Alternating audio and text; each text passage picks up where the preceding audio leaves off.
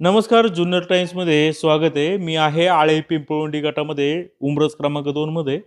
सकाळपासूनच विजय सरांचा राष्ट्रवादीचे उमेदवार ॲडव्होकेट विजय कुऱ्हाडे सर नमस्कार.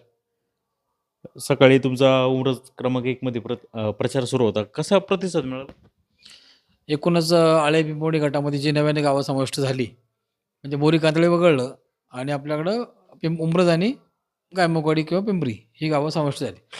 उमरज नंबर 1 असेल, उमरज नंबर 2 असेल, मळेरांचा भाग असेल, तिकडं सोंडेवाडी असेल किंवा पलीकडं या सगळ्या मतदारसंघाचा आपण ज्यावेळी दौरा केला, म्हणजे माझी सातत्याने या ठिकाणी लोकांशी भेट होते आणि जसं लोकांना मी माहीत झालो, लोकांनी ज्याप्रमाणे म्हणजे माझी माहिती घ्यायला सुरुवात केली किंवा मी लोकांसमोर काय करायला गेलो प्रेझेंट, तर लोकांच्या मनामध्ये एक समाधान निर्माण झालेलं आहे, की हा माणूस नक्की आपल्याला न्याय देऊ शकेल.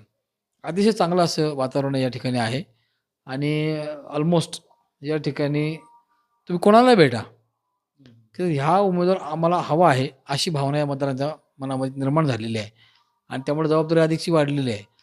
मोठं मताधिक्य या ठिकाणी मिळणार आहे यात कुठलीच शंका नाही. त्यामुळे अतिशय चांगलं वातावरण आहे. मला सांगा तुमच्यासमोर शिवसेनेचं असं आव्हान आहे. नाही, शिवसेनेचं आव्हान आहे म्हणजे एकतर अपक्ष असलेले आमदार साहेब हे शिवसेना पक्षाचं अधिकृतपणे काम करतात. त्यांनी अपक्ष राहून शिवसेनेचं काम करताना त्यांनी आयात उमेदवार केलेला आहे त्यांच्या पक्षात. त्यानंतर त्यांनी उद्धव बाळासाहेब ठाकरेंची शिवसेना सोडून या दुसऱ्या शिवसेनेमध्ये प्रवेश केला. हा जे स्थित्यंतर आहे, हे लोकांना किती मानवलंय, किती पटलंय, हे लोकं मतदानात दाखवतील. तिकडे काय घडामोडी घडल्या याच्यावर मला काही भाष्य करायचं नाही. मला लढायचं होतं, जे जिंकण्यासाठी लढायचं होतं आणि माझा विजय आता जवळ आहे. त्यामुळं तिकडं काय घडलं, त्यांचं काय झालं, कोण कुठं गेलं, ह्याच्यावर मला बोलून मनोरंजन कोणाचं करायचं नाही, त्यावर मला चर्चा करायची नाही. मला सांगा तुमचं शिक्षण किती आहे? माझं BSc फिजिक्स नंतर त्या विषयामध्ये मी MSc केलं वाडिया महाविद्यालयामध्ये पुण्यात. तिथं B.Ed केलं.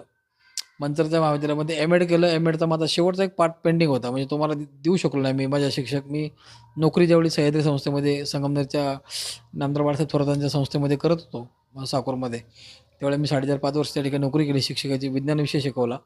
त्यानंतर मी मधल्या कालखंडामध्ये मग माझं काही कॉलेज मी संस्था उभी केली होती. पण मला त्यामध्ये अपयश आलं. मी संस्था टेक ओव्हर करून दिली. ती 8 बाहेर आलो आणि मग साधारणपणे 17, 18 आणि 19 या कालखंडामध्ये मी कोविडच्या आधी LLBला प्रवेश घेतला होता. तो LLB माझं पूर्ण झालं आणि मग माझी 20-21ला सनद आली आणि मग LLB केलं आणि नंतर DY पाटीलमध्ये मी LLM पूर्ण केलं. LLMचं माझे 2 पेपर द्यायचे पेंडिंग होते थेसिसचे. मी ते काही सबमिशन झालं नाही म्हणून डिग्री माझी पूर्ण झाली नाही. पण एकूण माझं MSc, B.Ed आणि LLB असं शिक्षण मी पूर्ण केलेलं आहे. अजूनही शिकायची इच्छा आहे? नाही, मला कायद्यामध्ये काय होतं, की जनसामान्यांचे प्रश्न सोडवताना मला कायद्याविषयी वाटायचं, की बाबा न्याय देता येईल. म्हणून मी आवडीने LLB पूर्ण केलं. मालपाणी महाविद्यालयामध्ये संगमनेरमध्ये आणि आम्ही दोघे नवरा-बायकोने LLB केलं. चांगल्या गुणवत्तेने आम्ही त्या ठिकाणी उत्तीर्ण झालो आणि सनदही मिळाली आणि मी प्रॅक्टिस पण चांगल्या प्रकारे करत होतो. आता करतोय. जुन्नर आणि मुंबईमध्ये काही कोर्टामध्ये चाललंय शिक्षण. सामाजिक राजकीय जीवनामध्ये किती आंदोलनं केली आपण? नाही, सामाजिक राजकीय जीवनामध्ये जिथं कुठं आवाज उठवायचा आहे गावामध्ये, जिथं कुठं चुकीचं घडतंय, त्या ठिकाणी मी प्रचंड प्रहार केलेला आहे. मी हा विचार केला नाही, की हे चुकीचं म्हणजे लोकांना याचं काय वाटेल? ते लोक मला काय करतील? ठीक आहे, त्याचे आज मला काही लोकं हे करतायत, की आमचं सगळं तुम्ही उकरून काढलं किंवा आम्हाला त्रास दिला. हो, पण मला एकाला पण एकाला नाराज करताना मी 10 लोकांना न्याय दिलेला आहे आणि माझी जनता बघते, की सरांनी हे सगळं करताना सामान्य माणसाचा विचार केलेला आहे. त्यामुळं आज माझ्या वॉर्डमध्ये, आळ्यामध्ये त्या कालखंडात मला लोकांनी प्रचंड मताधिक्याने निवडून दिलं. नुसतं निवडून नाही दिलं, तर मला त्या ठिकाणी ग्रामपंचायतीमध्ये उपसरपंच पदाची संधी पण मिळाली. उपसरपंच पदावर काम करत असताना आदरणीय अतुलजी बेनके साहेब असतील, खासदार डॉक्टर अमोलजी कोल्हे साहेब असतील, हे दोघं खासदार आमदार म्हणून आम्हाला मिळाली ही जोडी आणि प्रताप शेठ काळे आणि आमची दोघांची सरपंच उपसरपंच ही जोडी. या जोडीमुळं इतकं मोठं आम्हाला एक नैसर्गिक बॉन्डिंग आमचं त्या ठिकाणी झालं. आम्ही कागदाचा आणि निधी मिळायचा. दादा त्या ठिकाणी अर्थमंत्री होते, पालकमंत्री होते. त्यामुळे इतकी सांगड छान जुळली, की आज आम्ही आळे गावामध्ये 25 कोटीहून अधिक निधी आणला आणि आमचे सगळे जे सहकारी ग्रामपंचायतचे आहेत, म्हणजे सरपंच प्रथम काळे असतील, नंतर आमच्या सविताताई होत्या, त्यानंतर आमच्या आता मुकुंदजी वंडलकर आहेत, मंगेश आमचे कुऱ्हाडी जे माझे सहकारी ते उपसरपंच होते, आता जयश्री डावकर आता आहेत आणि बाकीचे सगळे आम्ही सदस्य कार्यकारी मंडळ सगळं आम्ही खूप ताकदीने काम केलं. माझा प्रश्न असा होता का तुम्ही राजकीय सामाजिक चळवळीमध्ये आहात, आंदोलनं किंवा कुठं कोणत्या एखाद्या मोठ्या विषयामध्ये आवाज हो, उठवला असेल? नक्कीच आम्ही दोन उदाहरण. कॅनॉल पोर्टचाऱ्यांच्या संदर्भामध्ये आमचे भूसंपादन जे प्रलंबित होतं त्यासाठी आम्ही आळेफाटा चौकामध्ये स्वतः आंदोलन केलं आणि त्या आंदोलनामध्ये मला प्रशासनानं पहिल्यांदा असं घडलं की त्याचा कार्यक्रम लिहून दिला. हे केलं की आम्ही हे करू, हे केलं की आम्ही हे करू, हे केलं की आम्ही हे करू. तो शेड्यूल दिला आम्हाला. त्या शेड्यूलप्रमाणे आमच्या संपत्ती जमिनींचा मोबदला द्यायला गव्हर्नमेंटला भाग पडलं. ठीक आहे, त्यात राजकारण झालं. अनेक पक्ष सांगायला लागले, आम्ही केलं, आम्ही केलं. ते होत अजून असतं. अजून काय? त्यानंतर आम्ही त्या कालखंडामध्ये आम्ही सामाजिक आंदोलनं केली. म्हणजे मी साहित्यप्रेमी असल्यामुळं मी ग. दी. माडगूळकरांचं स्मारक व्हावं पुण्यामध्ये. कारण ग. दी. माडगूळकर हे आपल्या साहित्याला लाभलेलं एक देणं आहे फार मोठं. ज्यांनी गीत रामायणाची निर्मिती केली. त्यांना आधुनिक वाल्मिकी असं म्हटलं जातं. त्यांचं स्मारक पुण्यामध्ये आणि शहरामध्ये नव्हतं. आम्ही एक मोठं आंदोलन राज्यभर उभं केलं. त्याच्यामध्ये मी सहभागी होऊन आम्ही ते आंदोलन यशस्वी करण्याचा प्रयत्न केला होता. अतुलजी बेनके साहेबांचा तो लढा चालू होता. आळेफाट्याच्या चौकामध्ये आंदोलन जे पाण्याच्या कार्यालय स्थलांतराचा, त्यामध्ये आम्ही जीव काम केलं. असे अनेक बिबटच्या समस्ये संदर्भामध्ये मी आता जो आवाज उठवला आहे, ज्याच्यावर मी आता काम करतोय, 50% माझं त्याच्यावर काम पूर्ण झालेलं आहे. त्याची फ्रेम तयार केली मी, की याच्यामध्ये कायदा अमेंड करायला आपल्याला कुठं कसं प्रेशराईज करावं लागेल. माझा विषय म्हणजे लोकं म्हणायचे, हा काय करू शकणार आहे? पण विषय मोठा हाताळताना त्याची वाट आपल्याला दिसली एकदा, की सुरुवात त्या वाटेने चालण्याची आपण केली पाहिजे. म्हणून मी तो वाट चोखळण्याकरता त्या ठिकाणी प्रयत्न सुरू केले आणि मी 50% त्या प्रवासामध्ये आतापर्यंत आलो आहे. फक्त मला हायकोर्टमध्ये रिट पिटिशन जे मला पी-आय-एल फाईल करायचं आहे, ते फक्त पेंडिंग आहे. बाकी त्याचं डॉक्युमेंटरी, त्याचे एव्हिडन्सेस क्रिएट करणं आणि ते तयार करून जुळवणं याचं काम आता मुंबईमध्ये सुरू आहे. त्यामुळे अशा सामाजिक अनेक प्रश्नांवरती म्हणजे आमच्या आळे गावामध्ये तुम्ही जर पाहिलं, तर जे काही म्हणजे पाईपलाईन जे पाण्याचा पुरवठा करायचा, त्याच्यामध्ये पाणी चोरी व्हायची. सामान्य माणसाला पाणी मिळायचं नाही वरती. आळेकडे लोक सगळं लाईन करून आपण दुरुस्त करून त्यामध्ये एकदम नीटनेटकेपणा आणला. आमच्या आळ्यामध्ये पिंपवंडीमध्ये जो काही गॅस सिलेंडरचा पुरवठा व्हायचा, त्या टाक्याने लोकांना गावामध्ये यायला लागायचं. मी त्याचा अभ्यास केला, की नेमक्या ॲक्चुअली ह्या वितरणामध्ये कायदा काय सांगतो. तो कायद्याचा अभ्यास केल्यानंतर त्याची मला माहिती मिळाली. मी स्टेट सेंट्रल गव्हर्नमेंटच्या अधिकाऱ्यांशी संपर्क केला. सांगितलं, की ही एजन्सी लोकांना पैसे उकळते प्लस लोकं सायकलवर, मोटरसायकलच्या टाक्या वाहतायत आणि रांग लावून टाक्या गोळा करतायत, वितरण करतायत. हे सगळं चित्र पाहिल्यावरती मी त्या कंपनी अधिकाऱ्यांशी भांडलो आणि या माझ्या मातामाऊल्यांना ती टाकी आज घरी मिळते, जोडून मिळते, तपासणी करून मिळते. त्यानंतर रेशनिंगच्या संदर्भामध्ये ज्यावेळी मला कळालं, की आमच्या आळे गावामध्ये रेशनिंग धान्याचा काही काळाबाजार होतोय, त्या दुकानांवरती कारवाई करायला लावल्या. त्या कारवाई सक्सेस झाल्या. त्या कारवाई झाल्यामुळं ते सगळं धान्याची लायसन्स आमची सोसायटीला मिळाली. सोसायटीकडे 2-3 दुकानाची लायसन्स मिळाली. अख्खा गाव सोसायटीमध्ये क्लब झाला. त्यानंतर सुदैवानं छगन भुजबळ साहेब ज्यावेळी मंत्री असताना अन्न पुरवठा विभागाचे, त्यांनी ऑनलाईन सगळं सुरू केलं कामकाज. मग आमचे कार्ड्स ऑनलाईन करायचे होते. एकीकडे कार्ड ऑनलाईन केले आणि एकीकडे वितरण एका ठिकाणी आणलं. त्यामुळे सोसायटीचा आमचा नफा वाढला आणि कार्ड ऑनलाईन करायला 550 कार्ड मी एका दिवशी ऑनलाईन केले. सगळ्यांचे शिबिरं घेतले एका वेळेला आणि सगळे जे रेशनिंग कार्ड एकत्र आणून लोकांना जे काही ऑनलाईनची प्रोसेस होती ती सगळी पूर्ण करायला आपण मदत केली. सामान्य माणसाचे प्रश्न सोडवले. त्याला गती दिली. सोसायटीचा नफा वाढला. त्या नफ्यामुळे आम्ही आज सोसायटीची इमारत बांधू शकलो. म्हणजे एक छोटी गोष्ट आपण जर हातामध्ये घेतली, तिच्यामधून किती मोठं काम उभं राहू शकतं, हे लोकांना त्या निमित्तानं कळालं. आणि आपण या निमित्ताने समजा तुमच्या ह्या आंदोलन किंवा ह्या बंडखोर थोड्याशा स्वभावामुळं विरोधक पण वाढले ना? नाही, पण आता काही विरोधक असे आहेत, त्यावेळी त्यांना वाटत होतं की हे चुकीचं, पण आज ते म्हणतात तू केलं ते बरोबर केलं. आज असे 50% लोक आहेत, की तुझ्यामधलं जे स्पिरिट होतं, म्हणजे तू थांबला नाही ते करण्यापासून. ठीक आहे, माझ्याकडनं काही एक्सेस गोष्टी झाल्या असतील, त्या एका वयाची मॅच्युरिटी आपल्याकडे कधी-कधी नसते. त्याच्यामुळे मी जाहीरपणे आमच्या गावची दिलगिरी पण व्यक्त केली त्या लोकांची, की त्या प्रसंगी मी असा वागलो, ती परिस्थिती त्याला कारणीभूत होती. पण म्हणून तो राग आज काढण्याची वेळ नाही. कारण शेवटी माझ्या गावाला संधी मिळते. माझा गावामध्ये कॅन्डिडेट आहे, सक्षम आहे. तो त्या कामाला न्याय देऊ शकतो. गावामध्ये विकासाचं काही कामं आणू शकतो. समन्यायी बुद्धीनं तो वागवू शकतो. आणि एका विशिष्ट वैचारिक पातळीवर आणि मॅच्युरिटीच्या लेव्हलला आपण ज्यावेळी जातो, त्यावेळी लोकंसुद्धा आपल्याला ॲप्रिशिएट करतात. कारण आपण त्यांना नुसतं तोंडाने उत्तर नाही दिलं किंवा लिखाणाने उत्तर नाही दिलं, तर आपण त्यांना कामातून उत्तर दिलेलं आहे. आणि ज्यावेळी आपले लोकं काम बघतात, त्यावेळी सामान्य माणूस ॲप्रिशिएट करतो, की हा माणूस कामाचा आहे. आणि ती पावती मी गेल्या 5 वर्षामध्ये मिळवलेली आहे. त्यामुळे त्या जोरावरती मी आळे-पिंपळणे जिल्हा परिषद गटामध्ये माझा एक रोडमॅप तयार केलेला आहे, की काय मी करावं? मी का निवडणूक लढावी? उगाच हौस आहे म्हणून लढतोय का? मागच्या वेळेस एखादा माणूस पडलो म्हणून लढतोय. आता मला संधी म्हणजे पद पाहिजे म्हणून लढतोय. हे सगळे पॅरामीटर लावून मी निवडणूक लढत नाही.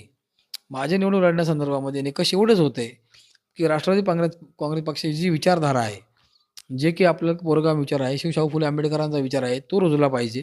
समतेचा विचार रुजला पाहिजे. नंबर 1. नंबर 2, तुम्हाला विकास करत असताना प्लॅन डेव्हलपमेंट ज्याला म्हणतो आपण. पुढच्या 40-50 वर्षाचा विचार करून तुम्ही काम करत असाल, तर आज केलेलं काम तुम्हाला 40 वर्षांनी लोक जेवढे नाव काढतील, तेवढे सांगतील हे काम ह्यांनी केलं. त्याचं छोटंसं मॉडेल तुम्हाला सांगतो मी. माझ्या वॉर्डमध्ये मी त्या ठिकाणी गार्डन उभं करत असताना लोक म्हणायचे, "हे कसलं काय हे काम होते?" नाव ठेवत होते. हां, नाव ठेवत होते. नावं ठेवत होते. पण त्या वनराई उद्यानामध्ये ज्यावेळी मी ती बाग फुलली, ज्यावेळी त्याचं कंपाऊंड झालं, पेइंग ब्लॉक झाले, लॉन झालं, मुलांची खेळणी आली, ज्यावेळी लाईट्स तिथे लागल्या, पथदिवे लागले, त्या ठिकाणी वॉकिंग ट्रॅक तयार झाला, त्यावेळी लोकांना वाटायला लागलं, की आपल्या या इथल्या आपल्या वॉर्डाच्या वैभवामध्ये भर पडलेली आहे. आणि मग गावाला एक मॉडेल दाखवलं मी, की अशी उद्यानं, असं तिथं प्लेग्राऊंड, असं इनडोअर असं काही खेळांचं ग्राउंड असेल, क्रिकेट टर्फ असेल, उभं केलं तर आपल्या मुलांची जी खेळाची भूक आहे ती भागेल. मोबाईलपासून मुलं दूर जातील आणि ती मुलं ग्राउंडमध्ये येतील, गार्डनमध्ये येतील, की झोपाळ्यावर येतील. लहान मुलं त्या ठिकाणी येतील, एक कट्टा जमेल, चांगली वैचारिक बैठक होईल. ह्या भूमिकेतून एक काम उभं केल्यामुळं त्याच्यामध्ये आपल्याला दिशा सापडली. अशा अनेक जी कॅपॅसिटी जिल्हा परिषदेची, ज्याच्यामुळे तुम्हाला एवढा मोठा रेव्हेन्यू 1200-1300 कोटीचा रेव्हेन्यू आपण म्हणजे मला एकच सांगायचं आहे, माझा आळेफाटाचा रेव्हेन्यू किती आहे? माझ्या मतदारसंघाचा रेव्हेन्यू किती तयार होतो? किती आम्ही म्हणजे हे आपण शेतमालाचे जे रस्ते आहेत आपल्या खेड्यापाड्यामध्ये आता सगळं बागायचं झालंय. म्हणजे आमचा पिंपळगाव कालवा गेला, वरचिलेवाडीचा कालवा आता त्या ठिकाणी घेत जातोय. ते पाईपलाईनचं पाणी जातंय. या ठिकाणी पाणी वाढणार आहे. पाणी वाढल्यानंतर शेतमालाला बागायत क्षेत्र वाढणार आहे. त्या शेतमालाचे जे काही रस्ते आहेत हायवे रोडला येणारे, पाण्यात रस्ते निर्मिती गव्हर्नमेंटने आता केली. रस्त्यांचे कायदे आता त्या ठिकाणी अधिक कडक केले, की रस्ता मागेल त्याला रस्ते द्यायचं गव्हर्नमेंटचं धोरण आहे. त्याचं मजबूतीकरण करायला पाहिजे ना आपल्याला. मग तुम्हाला त्या ठिकाणी 10-10 लाखाचे फंड वापरले, तर तो डांबरी रस्ता राहतो, तो टिकत नाही. एकदम 25 लाखाची एस्टिमेटची आपण लांबी ठरवली आणि त्या रस्त्याला आपण जर एक रकमी रक्कम दिली, तर असे तुम्हाला 100-50 रस्ते बांधण्यापेक्षा निवडक तुम्ही 30 रस्ते 1 वर्ष घ्या. पण तो विषय संपवा. पुन्हा 30 घ्या, पुन्हा 30 घ्या आणि सगळ्या गावामध्ये ते काम उभं करा. असं रस्त्यांचं जाळं, पाण्याचं रस्त्यांचं मजबूतीकरणाचं जाळं उभं करता येईल. त्या रस्त्यामुळे फायदा असा की वाद त्या ठिकाणी संपतील. हीच भूमिका अशी अनेक गोष्टी आहेत सांगण्यासारख्या. पण आता असं म्हणजे म्हणतात का विजय कुराडे तापट आहेत. ते कुणाचं ऐकत नाही. त्यामुळे काय फटका बसतो? नाही बघा, तापट आहे आणि ऐकत नाही, याचं कारण आहे, मी तुमच्यासारख्या मर्जीत राहून मी काम नाही करणार कोणाचं. मी आजही सांगतो. म्हणजे मला जे माझा नेता आहे, माझा पक्ष आहे, त्या पक्षाची चौकट मला नक्कीच आहे. नेत्याचा आदेश मी मानणारच आहे. पण एखादा गावचा किंवा एखादा कुठला माणूस आहे आणि तो आपल्या गृहीत धरून एखादी गोष्ट करत असेल आणि चुकीचं काम करायला भाग पडत असेल, तर मी नाही करणार ना ते. एखाद्याच्या मर्जी सांभाळण्यासाठी चुकीचं काम मी करावं, इथून माझी बुद्धी मला वाटतं मी ते करू शकत नाही. नंबर 1, मी तापट कधी आहे? ज्यावेळेला व्यापक संख्येनं लोकांवर अन्याय होतोय, जिथं कुठं चुकीचं घडतंय, तिथं माझ्या पद्धतीनं मी प्रयत्न करतो ना, मग अंगावर घेतो लोकांना मी त्यासाठी. त्याला माझा इलाज नाही आहे. तापटला काय? तापटची व्याख्या काय? निष्कारण मी भांडतोय एखाद्याबरोबर? असं कधी होत नाही. पण ठीक आहे, प्रवाहाबरोबर कधी-कधी जायचं, कधी कुठं थांबायचं, कुठं आक्रमकपणा दाखवायचा, कुठं तो कमी करायचा, कुठं तो आक्रमकपणा असला पाहिजे, याचा मी अभ्यास केलाय ना. मला आता कळतं की प्रशासनामध्ये कुठं किती कोणाच्या अंगावर जायचं आणि प्रशासनाच्या नंतर आपल्या गावामध्ये किंवा समाजात एखादी गोष्ट करताना किती ती आग्रहानं मांडायची, कुठं थांबायचं, याचं माझ्याकडं आता मी तेवढं जजमेंट आहे मला आता. मला एकच लोकांना सांगायचं आहे, की माझ्यामध्ये त्या क्वालिटीज असतील, मी ते काम करू शकतो, त्या पदाला न्याय देऊ शकतो, असं वाटत असेल तर मला निवडा ना तुम्ही. पण माझ्या बाबतीमध्ये भावकीचं, गावकीचं, व्यक्तिगत द्वेषाचं राजकारण करून मला मत देणार नसाल, तर ते चुकीचं आहे. माझ्यामधल्या कॅपॅसिटीज ओळखा, माझ्यात बदल सुचवा, हेतू सुधार म्हणून. मी करेल ना ते. पण मला एक दिसतं, की या राज्याच्या उपमुख्यमंत्री पदावरती आता दादांच्या नंतर सुनेत्राताई त्या ठिकाणी काल त्यांचा शपथविधी झालेला आहे. त्या पालकमंत्री या जिल्ह्याच्या होणार आहेत. त्या पालकमंत्री आहेत म्हणजे त्या पक्षाच्या या जिल्ह्यामध्ये प्रमुख म्हणून त्या ठिकाणी आज काम करणार आहेत. त्यांच्या पक्षाचे आम्ही निवडून जर सदस्य गेलेलो असू, तर आम्हाला ताईंकडे जाऊन फक्त कागद समोर ठेवायचा आहे आणि त्याच्यावरती सही एंडोर्समेंट घ्यायची आणि ते काम करायचं. इतक्या साध्या मार्गानं, इतक्या सोप्या मार्गानं, सहजतेनं तो निधी आम्हाला आणता येणार आहे. मग ही वाट आहे, ही जर लाईन आहे क्लिअर, ही ब्रेक का करतील मतदार? लोकांनाही समजतंय ना. असं सांगितलं जातं की आता दुर्दैवाने म्हणजे अजितदादाचं निधन झालंय, राष्ट्रवादीचा आदर केला. आता काय निवडून देऊन यांना उपयोग आहे? यांची कामं पण होणार नाही, सत्ता होणार नाही. हे बघा, असं कधी होत नाही. आदरणीय अजितदादांचा कामाचा झपाटा, काम करण्याची पद्धत, असणारा अनुभव, दादाचा वक्तशीरपणा, दादा नेटकेपणा, या सगळ्याला आपण मुकलोत. नक्कीच दादा गेल्यामुळं आपलं नुकसान झालेलं आहे ते. पण म्हणून या पक्षामध्ये थोडी मरगळ येईल, असं तुम्हाला वाटतंय? अजिबात नाही. सुनेत्राताईंनी त्या ठिकाणी जे पाऊल उचललं त्याच्यावर लोक टीका करतायत, समोरचे लोक. अरे बाबांनो, या महाराष्ट्राचा इतिहास आहे. जिजाऊ लढल्या ना, तारा राणी लढल्या ना, सावित्रीबाई लढल्या ना, झाशी राणी लढली की. त्या म्हणलं का, हे माझं लहान बाळ आहे ना, मी आता कसं या संघर्ष करू यांच्याशी. परिस्थिती पाहिली, कर्तव्याची भूमिका स्वीकारली आणि तारा राणी लढली, सावित्री लढली, आमची जिजाऊ लढल्या. कितीतरी वीरांगणा या ठिकाणी इतिहासामध्ये आपण वाचतो त्यांना, त्या देशामध्ये त्यांनी कर्तृत्व गाजवलेलं आहे. मग सामाजिक कामात असेल, सगळ्या गोष्टीमध्ये महिलांना त्या ठिकाणी त्यांचं योगदान दिलेलं आहे. कर्तव्याची भूमिका घेऊन आमच्या सुनेत्राताई आज त्या ठिकाणी एवढं मोठं दुःख जे त्या कधी विसरू शकत नाहीत ते बाजूला ठेवलंय आणि कर्तव्याच्या जाणीवेतून ते आज माणसांमध्ये आल्यात, समाजामध्ये आल्यात, कर्तव्याच्या भूमिकेतून समोर आल्यात. त्याचं स्वागत करायला पाहिजे आपण. शरद सोनवणे म्हणजे प्रॅक्टिकल झालंय. अहो त्यांना दुःखाचं काय? अहो अहो, सुनेत्राताई, अजितदादा ह्यांच्यावर यांनी बोलू नये. हे एका तालुक्यातले अपक्ष आमदार आहेत. त्यांनी राजकारणात ही गोष्ट भांडवल करू नये. लोकांची जनभावना आहे. दादा गेले, दुःख आहे लोकांना. पक्ष हा या जिल्ह्यातला पक्ष आहे. तो आदरणीय पवार साहेबांच्या विचारानं उभा राहिलेला पक्ष आहे. आदरणीय दादाने तो सक्षमपणे सांभाळलेला आहे. राजकारणात काही होऊ द्या, दोन पक्ष शकलं होऊ देत, पण कुटुंब म्हणून त्यांचं कर्तृत्व हे जग नाकारत नाही आहे दोघांचं पण. त्यामुळे त्या पक्षाला किंवा त्या नेत्याला कोणीतरी काहीतरी बोलून बट्टा लावायचा, काय चुकीचं बोलायचं हे अजिबात योग्य नाही. निवडणुकीत तर बोलूच नाही. कर्तृत्वावर मतं मागा, सहानुभूतीने मतं मागू नका म्हणा. आम्ही कामावर मत मागतोय. आमचा नितीन भाऊ काकडे ते जिल्हा त्यांच्याच गावात पंचायत समिती जिल्हा ग्रामपंचायत सदस्य आहे आत्ता, आणि तो माणूस प्रचंड मता निवडून येणार आहे. त्यांना म्हणा हिंमत त्याला रोखून दाखवा. लोकांच्या मनात त्या माणसाचं काय स्थान आहे मी अनुभवलंय.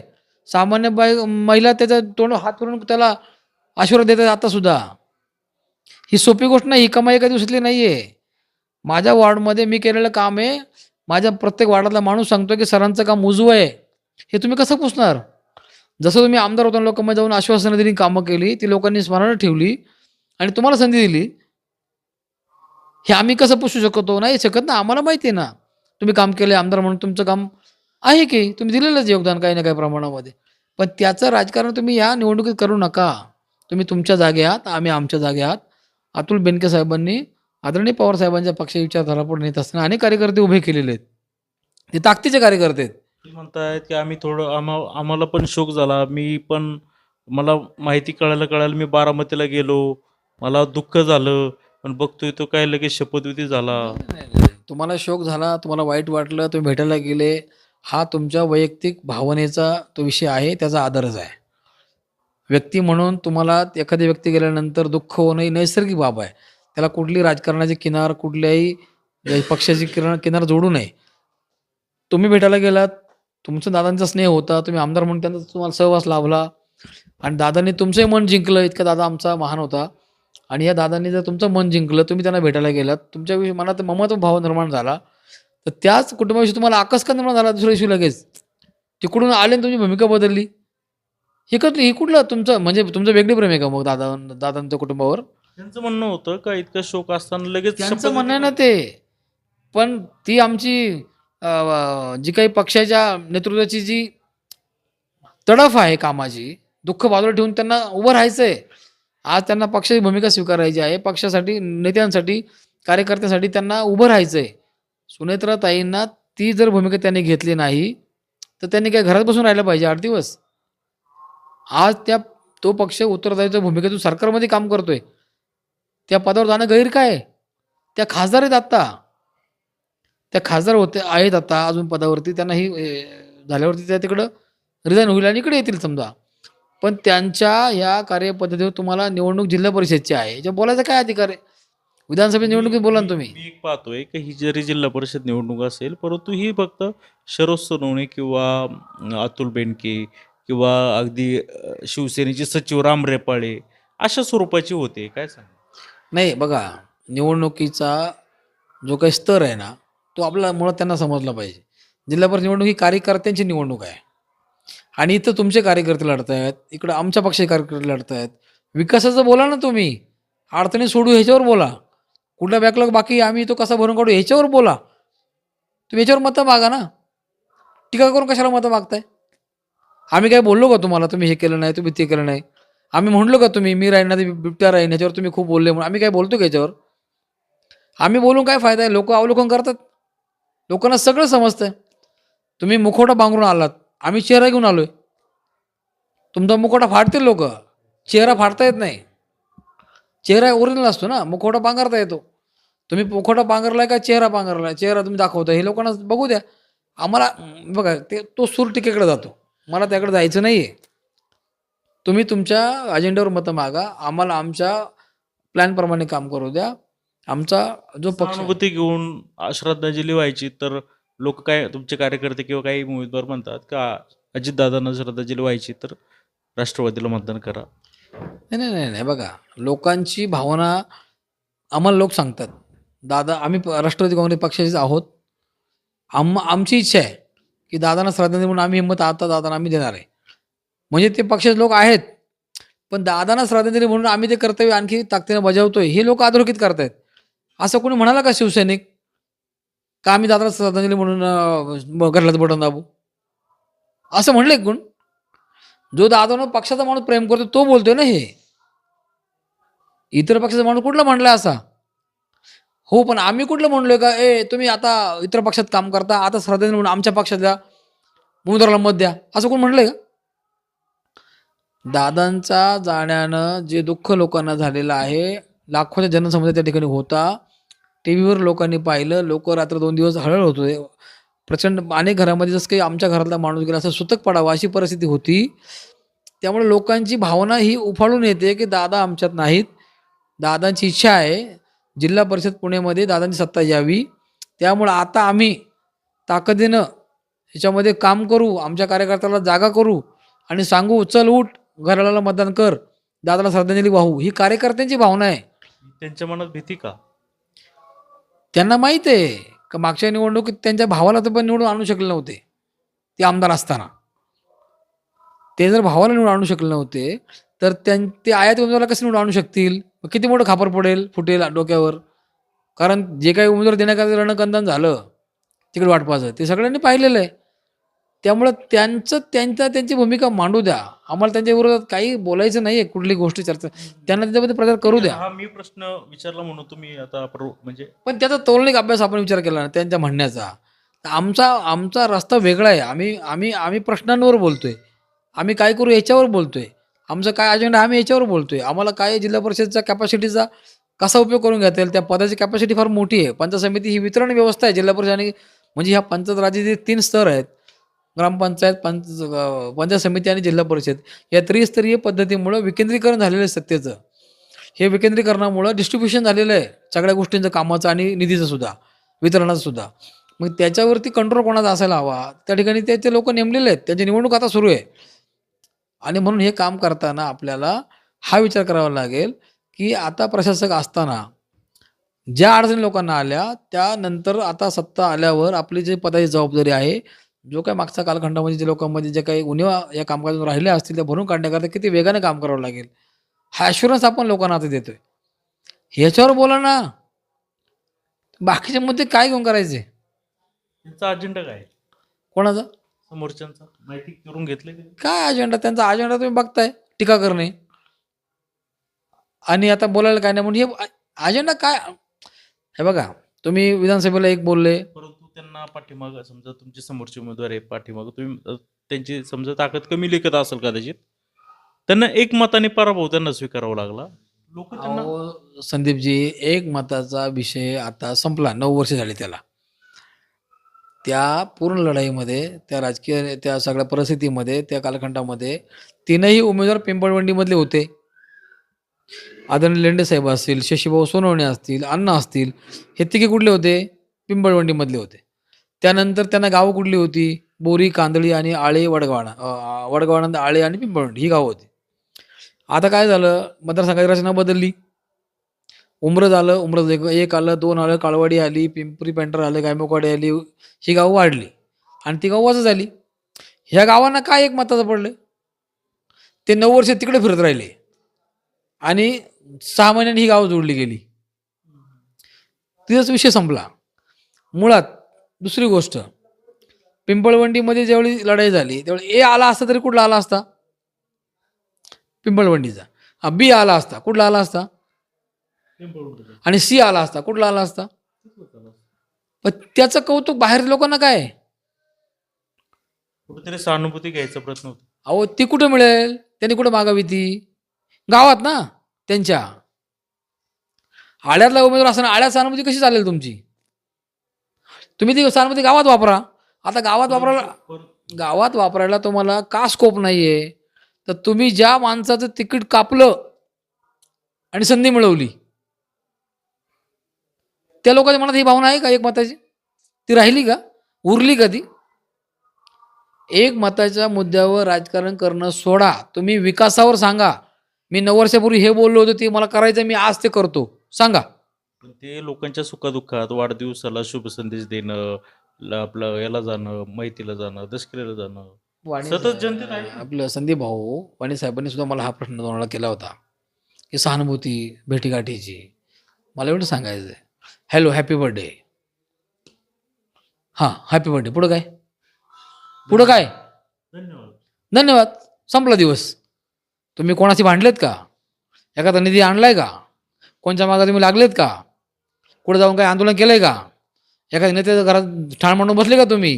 गेले का तहसील कचेरीमध्ये भांडायला? तुम्ही आणले का रेशन गाड्या काय दुरुस्त करून? तुम्ही आणले काय का ते गॅसवाल्याचं भांडण हे करून काही काम? काय तुमचं काम सांगा. लोक म्हणतात तुम्ही सुखदुःखात आले, तुम्ही गोंडस आहात, छान आहात, मस्त आहात, ओके. पुढं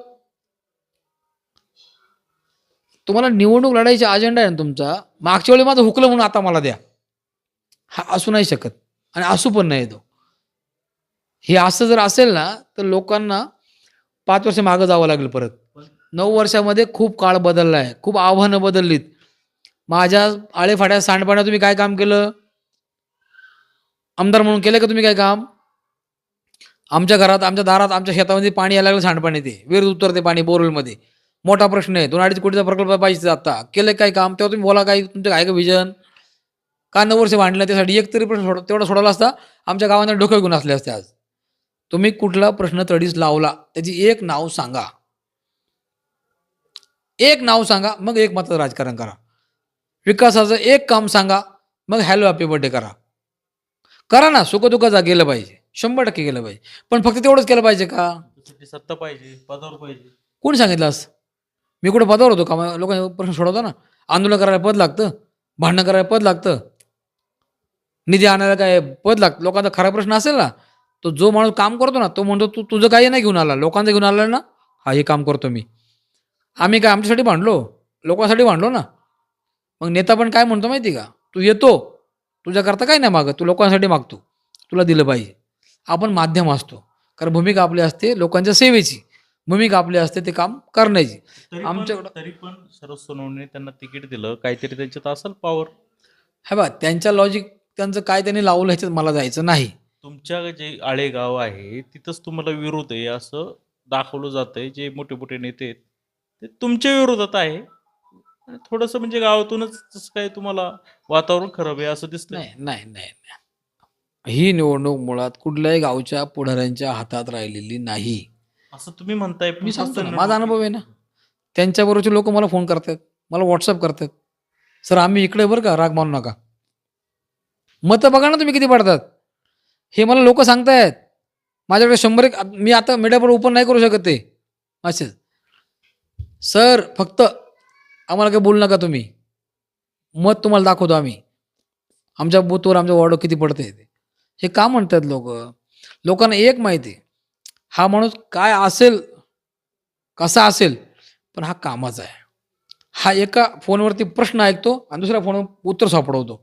मग ते हॉस्पिटलचं बिल असू दे, पेशंटचं काम असू दे, हे मला सांगायचं, मी उपकार नाही करत कोणावर.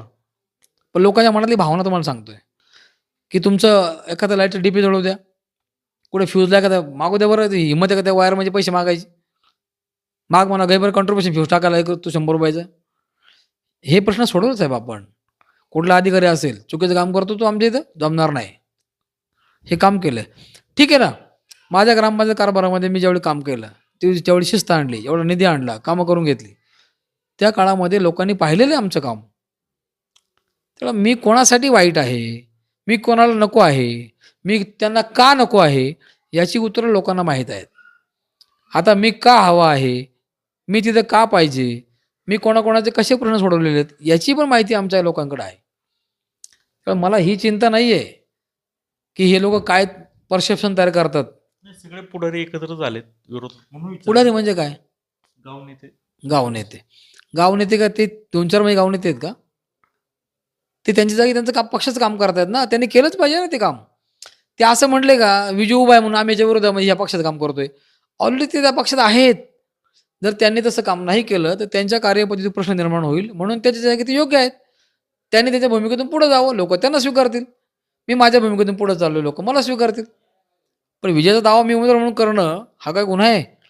मला खात्री आहे मी विजय होणार आहे. निश्चित मला माहिती आहे मला लोकं मत देणार आहे. काय प्रश्न आहे? आणि आळेगाव मला मत देणार नसेल, असं जर मला वाटलं असतं, तर मी उमेदवार पुढे गेलो नसतो. मी लोकांचा कानूसा घेतलाय ना. फेक नेरेटिव्ह सुरू आहे.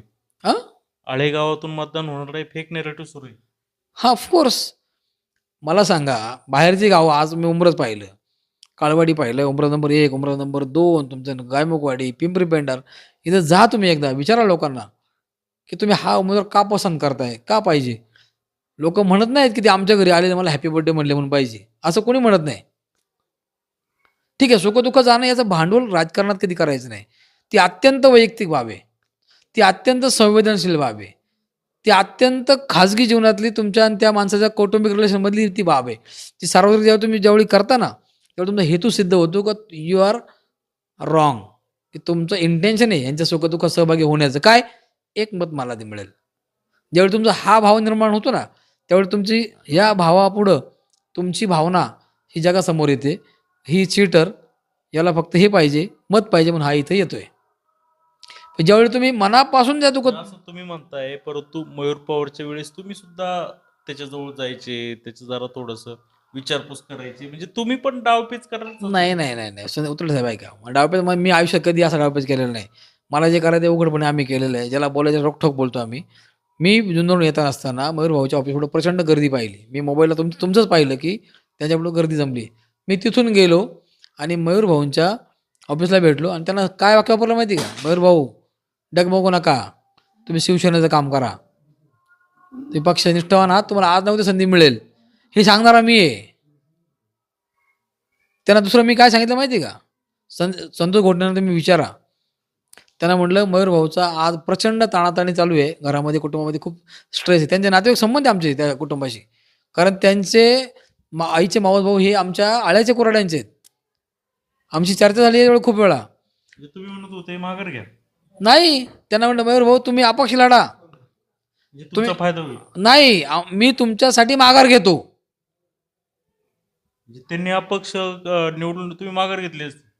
विचारा ना त्यांना तुम्ही. राष्ट्रवादी चिन्ह. अहो त्यांना विचारा. ज्यावेळी माझं तिकडे फायनल नव्हतं. त्यांना म्हटलं मयूर भाऊ तुम्ही लढा, मी माघार घेतो. तुम्ही संतोष घोटणेंची कधी मुलाखत घ्या, आता आज घ्या. त्यांना मी जाऊन सांगितलं मामींना त्या म्हणलं आता हे आता तुम्ही उशिरा बोलताय. नाही त्यावेळेस बोललो मी. जाहीरपणानं बोललो. मयूर भाऊ तुम्ही मला तिकीट त्याचं कन्फर्म नाही त्या गोष्टीचं, तुम्ही लढा.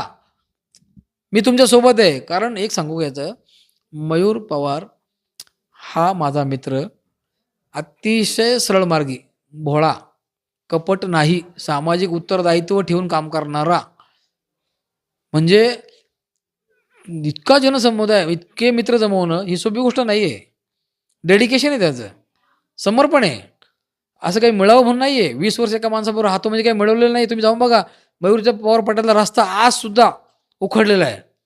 रस्त्यावर डांबर नाही पडला अजून.